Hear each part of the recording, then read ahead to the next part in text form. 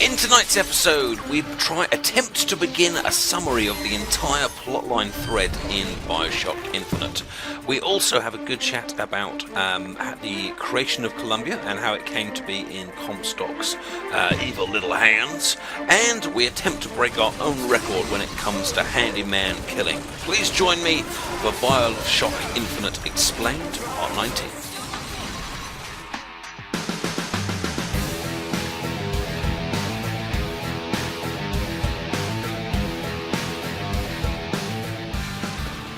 Greetings and welcome back to Bioshock Explained Part 19. We're coming close to the 10-hour mark on this playthrough, and we have been through some awesome discussions from everything from multi-universes to thematic ideas to religious sensitivities, etc., etc. Keep the combination no more than 20 feet away. Let's hope we find one of those fools. Now, as always, the point of this series is to explain the plotline, so there will be spoilers right from the very start. So if you haven't yet played the game, then please do watch someone else's playthrough, or better yet, play it yourself first. In the cage, they develop an interest in such things. I suppose so. And I won't be locked up again.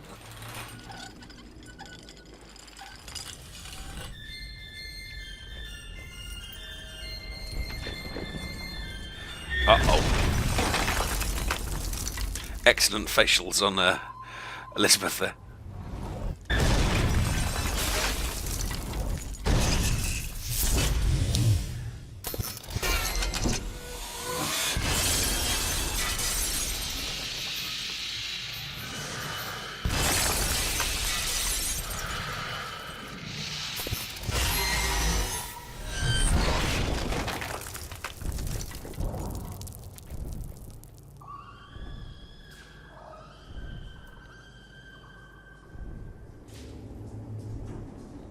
The relationship between Elizabeth and the Songbird, of course, is an interesting one.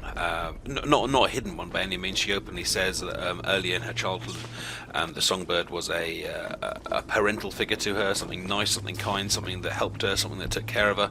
But the older she got, the more she realizes that he is a god, and he keeps her imprisoned, which is unfortunately what leads her to this rather sad set of statements here. Promise me. I will stop him. No. That is an oath you cannot keep. But promise me that if it comes to it, you will not let him take me back. It won't come to that. All right?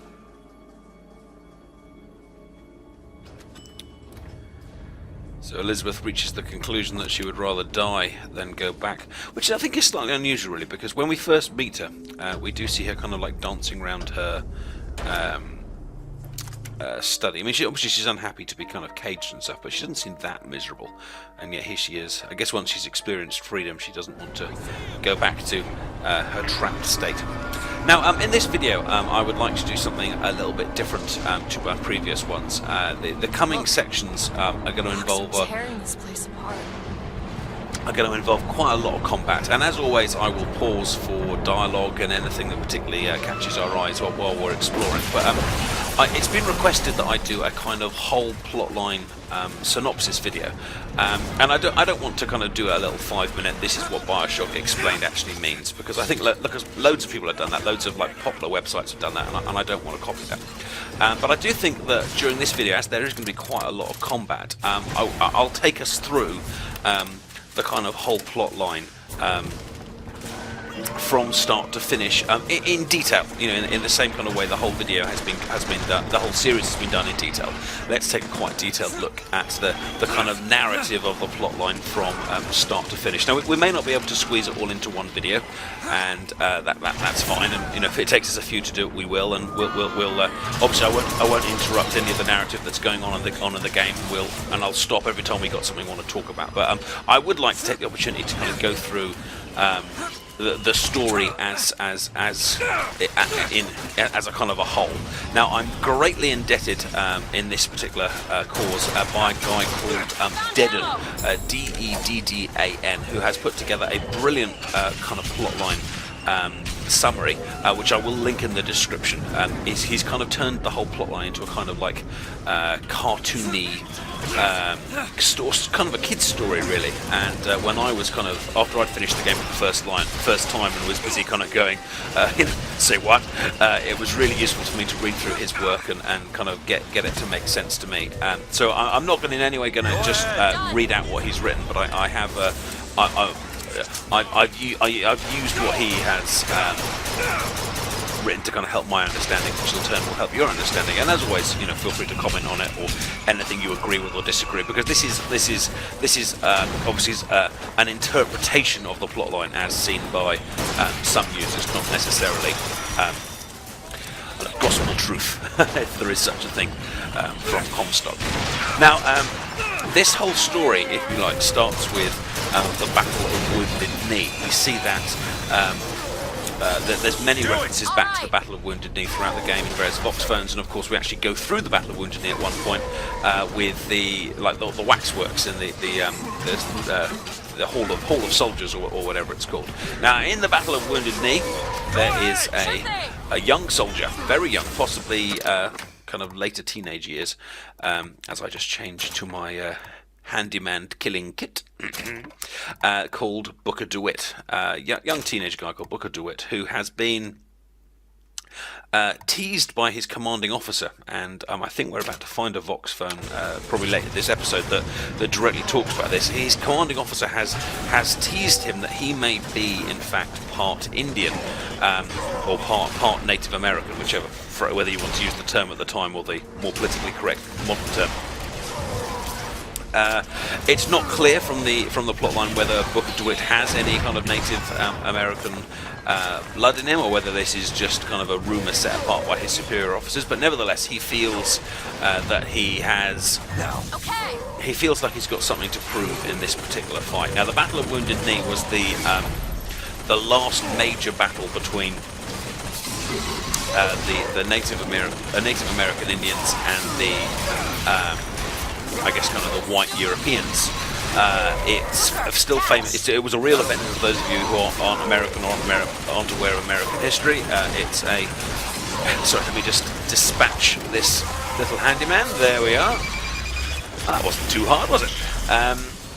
It was an absolutely 100% real event, and it's still remembered quite painfully today by some of the Native American community. And in fact, it was in the news a couple of weeks ago because the site where some of it took place is currently up for sale, or was up for sale a couple of weeks ago. And there's various people kind of saying, well, it should belong to the Native Americans. There's various people saying, well, it was a long time ago, it can belong to anyone you want. But it was a real event with real people involved that carries real emotions today. But in this particular plotline, back into the world of fiction, Booker DeWitt uses this battle as a chance to prove that he is 100% American, not Native American, by performing some quite horrible acts during that battle. He says in one of the Vox phones that he sets fire to various teepees and wigwams, or whatever you want to call them, with people still inside.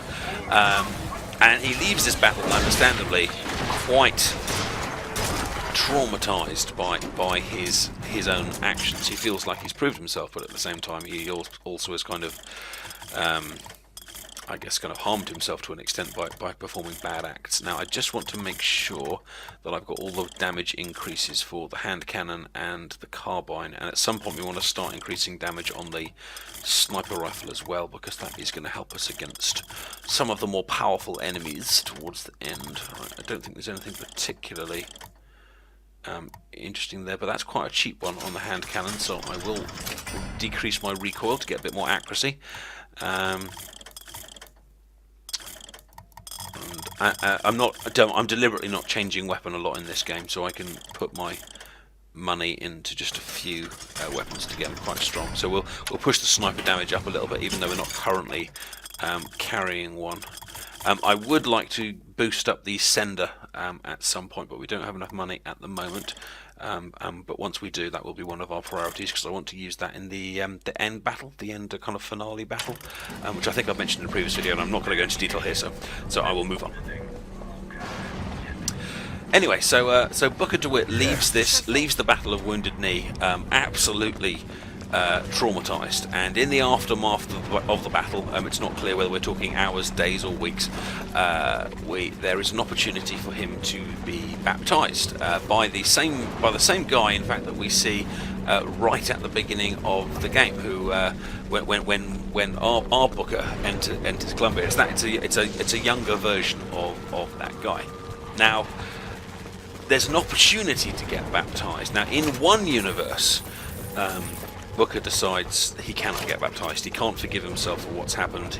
He walks away from the baptism, shoves the vicar, says, no, I'm not going to do this, and goes on to live a life of kind of despair and self-regret and things like that. But in another universe, Booker takes the baptism.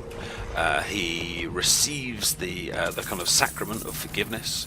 He considers his sins to be washed away, his actions to be forgiven. He considers himself a new man, and to such an extent that he renames himself from Booker DeWitt to Zachary Comstock. Now, we're going to talk mainly about the Zachary Comstock timeline to begin with, and we'll pick up the regretful Booker DeWitt later on, possibly in a future video, depending on how far we get.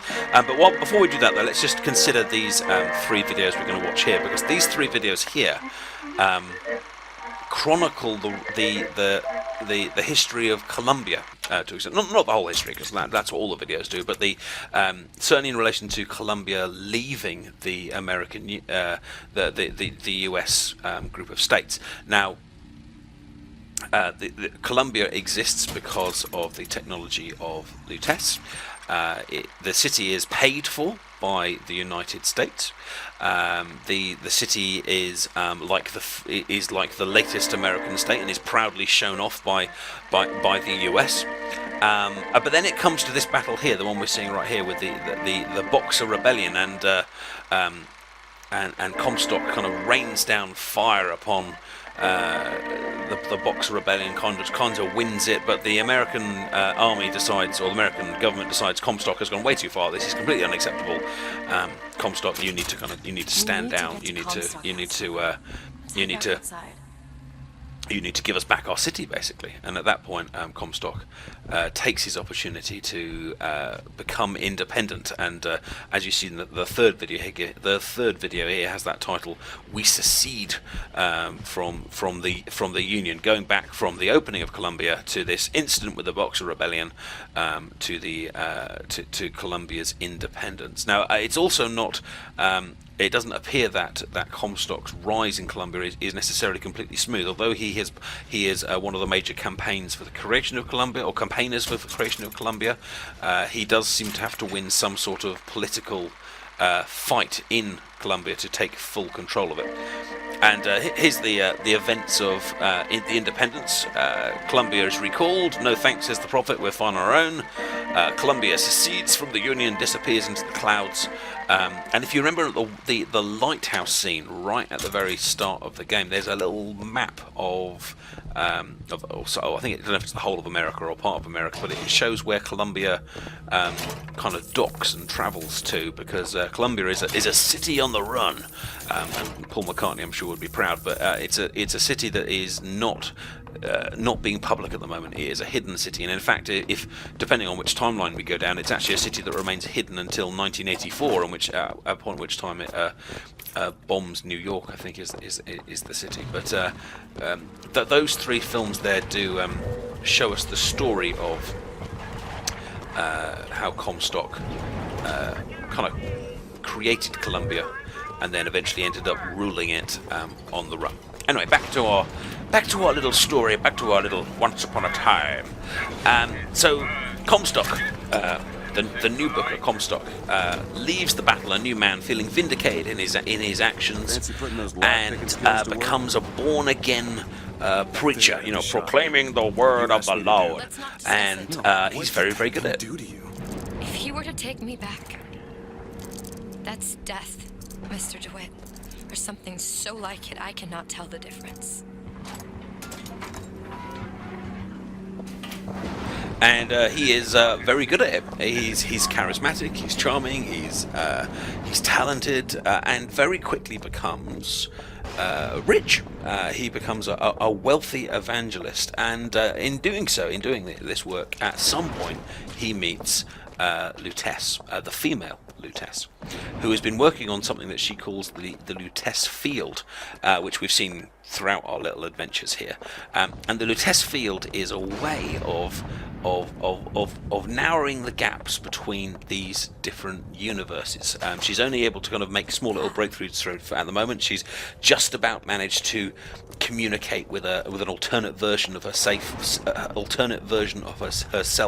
by using Morse code, turning the machine on and off. Very, very primitive stuff, but Comstock sees the opportunities here and financially supports her work.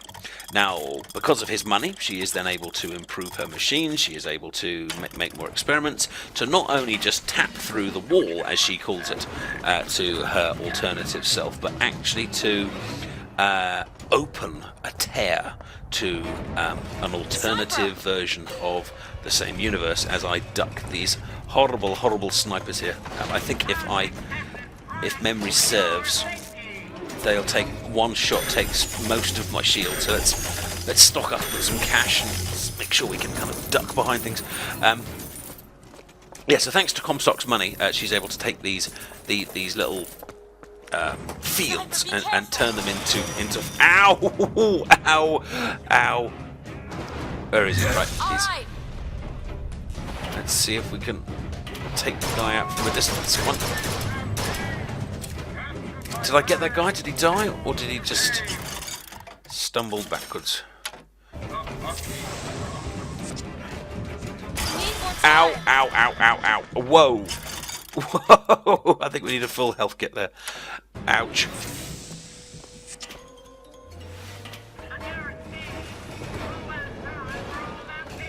There's one up high. See where the light's reflecting? Just there we are. There he is. Did he die or did he duck behind to the right? Or both, maybe he died to the right. There's another one. Let's see if we can get him just by sticking our head just a little bit out.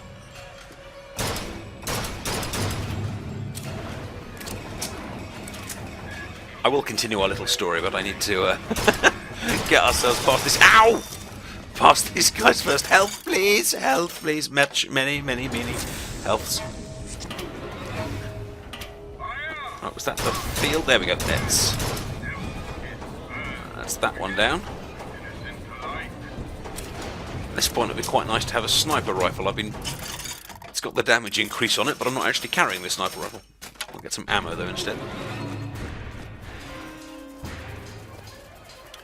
Right. Any more? For any more? Open it. On it. I think we'll try and sneak our way up. Right, someone shouted. Now, where did they shout from? Down there? Up there? We'll get down here, we can get a bit of cover. Ow!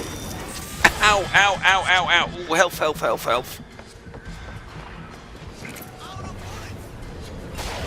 Now, I thought that was them. That was Elizabeth. She almost got a bullet in the face there. Where did he shoot from? The problem is I've now got very low health, no way of recovering my health, and if I get shot again... Ow! That came from really high, like almost on the roof. But if I take another hit, I am going to die. Oh, there he is. Oh, no! No! Oh, okay. Don't die! Okay, angry adipose. Right, where is he? There. Yeah? Don't piss me? There's more where that came from. Stand up.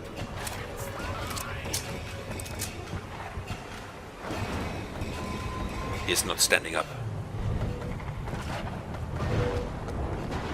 Let's see if we can get ourselves up there.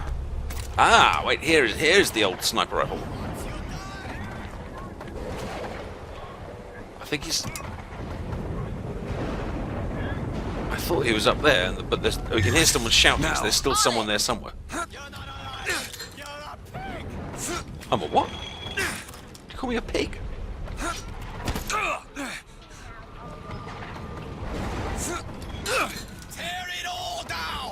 Oh, there is. There is. There is. Yeah. Right. Has the music stopped? Oh, that means we can all get off the merry-go-round, and I can assume that I am not about to get sniped. Anyway, okay, back to our story, children. Anyway, so Comstock is supporting Lutess as she works on her field to these multi-universes. He pays the money, she improves on it. He pays some more money, she improves on it, until the point that he can actually see into other universes. And Comstock is absolutely fascinated by this. He is amazed. Can I get along? Just try to get along this little. Just wonder if there's any kind of gear along here. And no, there's not. No, there's not. Oh, ow! Oh God! Lovely clipping. I was saved by landing on a bush. Oh, not only was that painful, it was also somewhat embarrassing. Right, let's go and check here instead. Little help. Anyway, Comstock is fascinated by these tears into other universes. He spends hour after hour staring through them. In fact, he spends so long staring through them that they actually have an effect on him. As this is brand new technology, it's unknown what the effects will be, and Comstock actually suffers from premature aging. And oh, hang on, there's a guy in it. Ugh!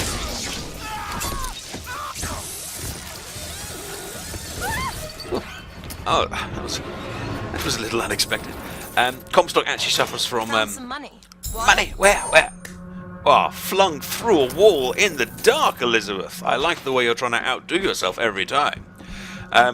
Comstock suffers from premature aging, hence the white hair and the beard, and also gives himself a nasty shot of infertility, which does cause a massive effect to the plotline later on. But crucially, when looking through the tears, he sees all kinds of future possibilities or probabilities, if we go back to what was said in the previous video. Now, Comstock uses this information from other universes to make very, very, very accurate predictions.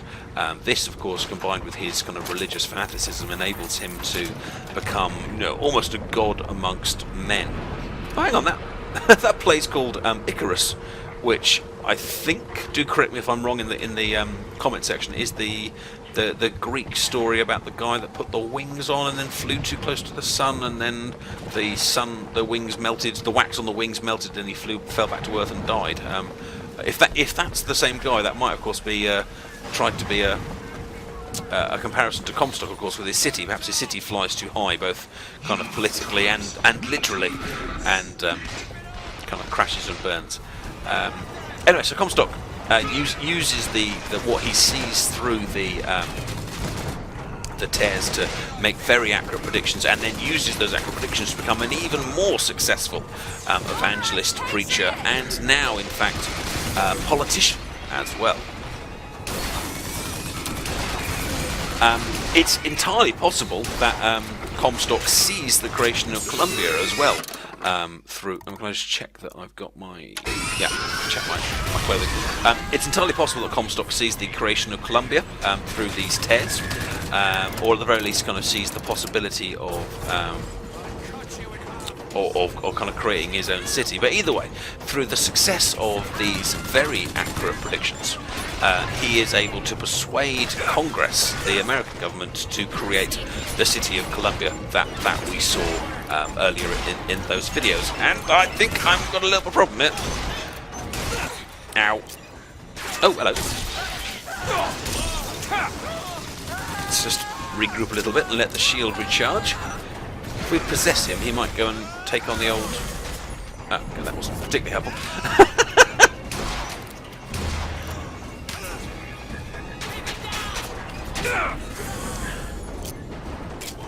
Right. Is that thing still alive? Yes, it is, but while it's shooting him, let's give it a little prod. There we go. We're definitely getting better at those, Oh! We're definitely getting better at those Patriots.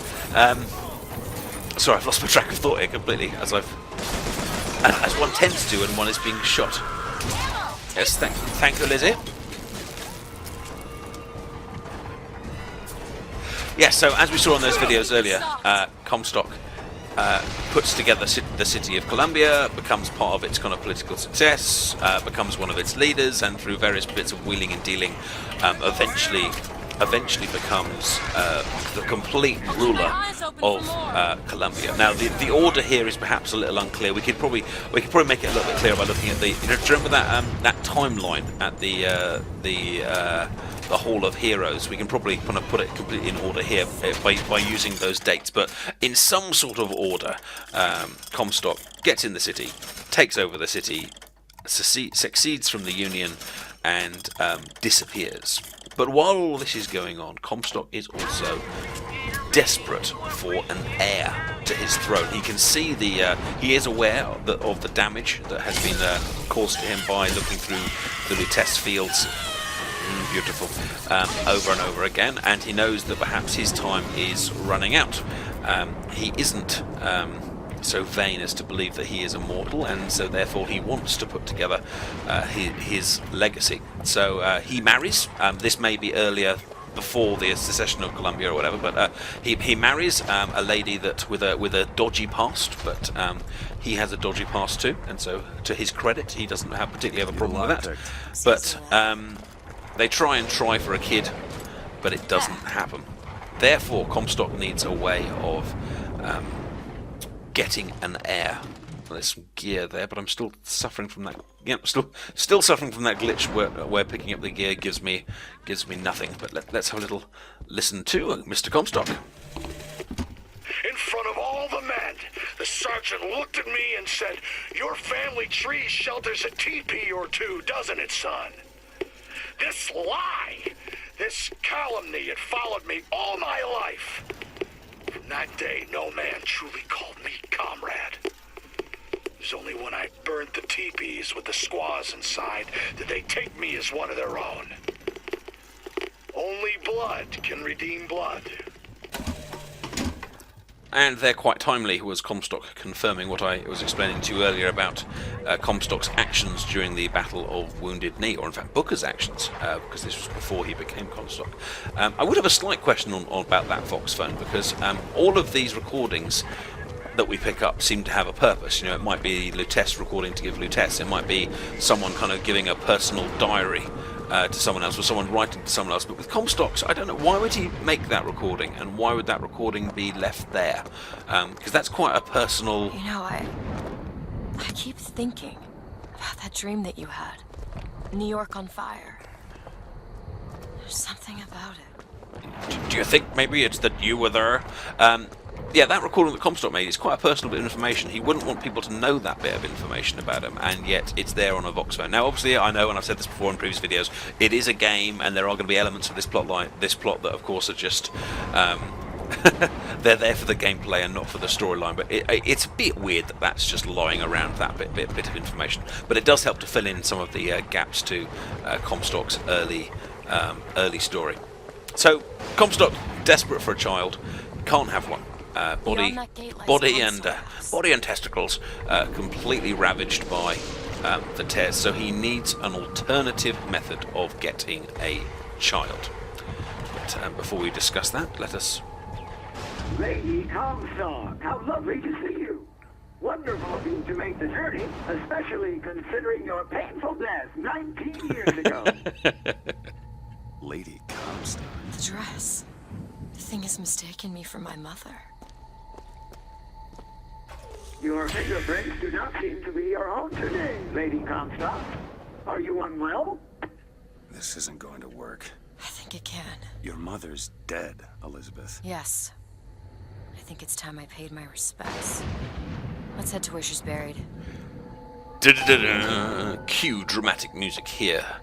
And also, I think as we approach the half-an-hour mark, cue dramatic end scene here. I hope you've enjoyed this little discussion of Comstock's early life. As you can tell, we've got tons of plot lines still to go in this little kind of plot summary, so I imagine this summary is going to take me a good few videos to get through as well. If you've enjoyed this walkthrough and this little bit of this introduction to the battle Comstock's life, then please like the video and do subscribe if you haven't already. Let me just check my save game time. That was quite a while ago, so I'll fix that before the next video. Thanks for watching. I do hope you've enjoyed it.